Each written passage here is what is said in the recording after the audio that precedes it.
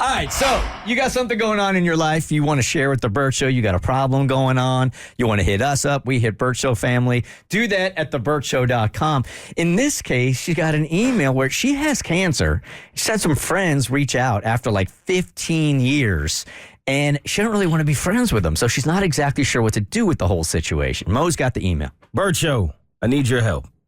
I wrote to you a little bit ago about having cancer and starting to date again. You gave me some great advice that I took, so I'm back again for some more input.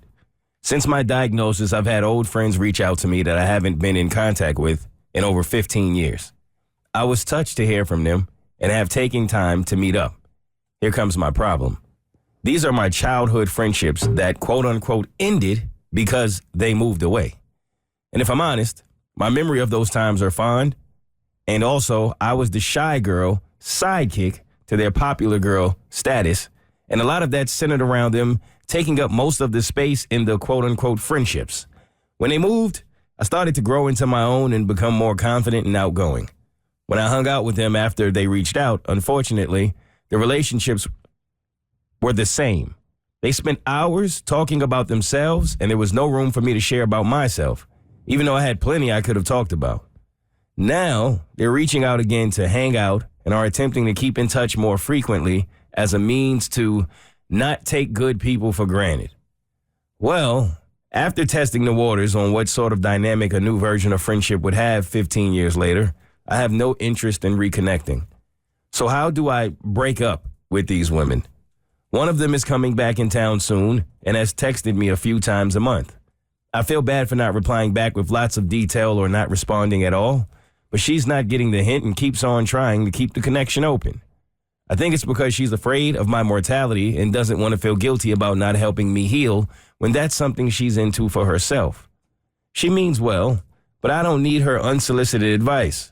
Nothing against them personally. They're good people.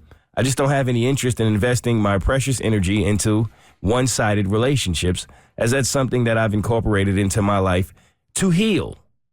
Any thoughts? Thanks so much. Bert Show fan.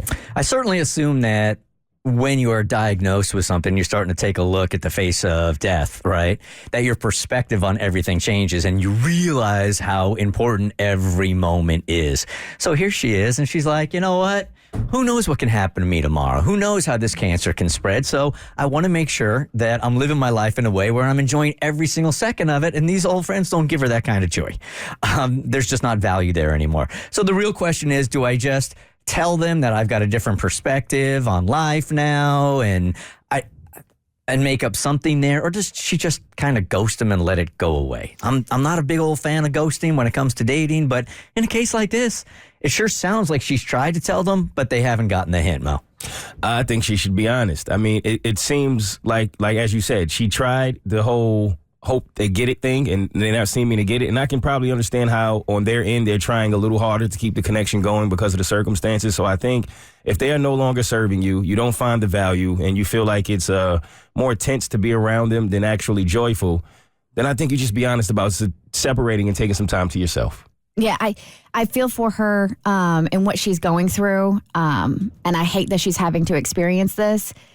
But you do have a brand new perspective when you go through something like this. And yeah, every second is precious, and you don't want to spend it with people that aren't going to serve you, right? So as far as I really commend her because she wants to handle this, I think, with some kindness and not with kid gloves, but she doesn't want to be mean, even though it seems like they haven't really been the best of friends over the years. But I would just hit up the one that's coming in town and be like, sorry, don't even apologize because you have nothing to apologize for. Just be like, I'm not going to be available. That's all you have to say. And I don't know why we feel like we need to explain our situations. You don't. No. She's not available. Your friend doesn't need to know why. Honestly, if I'm her, I would pull the cancer card. Like, if she wants to hang out, I would just say, look, I'm like really beat down. Like, I've got this huge like health thing that I'm dealing through. I don't have time to go out for coffee. I'm just not feeling it today. I just don't have the time. So honestly, like if I was her, that's what I would do.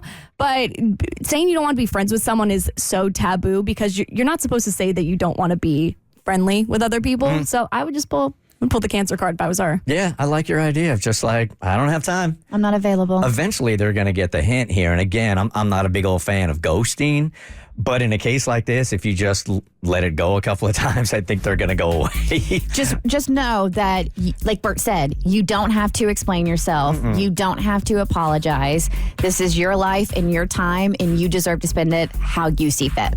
The Bert Show. So first, thanks for watching. Second, you like what you just watched? That just scratches the surface. Get the Bert Show on any podcast platform. We're so good.